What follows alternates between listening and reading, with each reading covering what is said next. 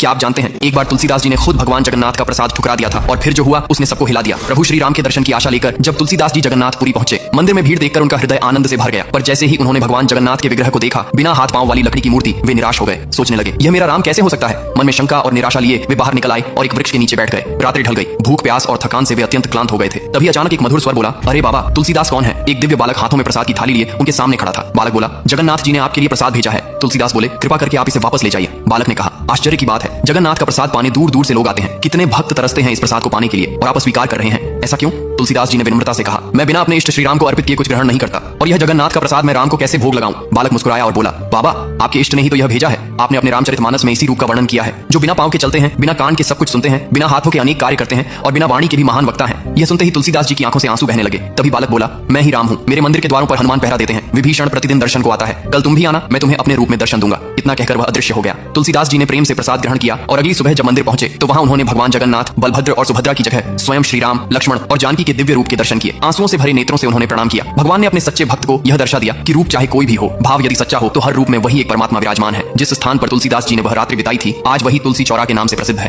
Comment में जरूर लिखना, जय जगन्नाथ।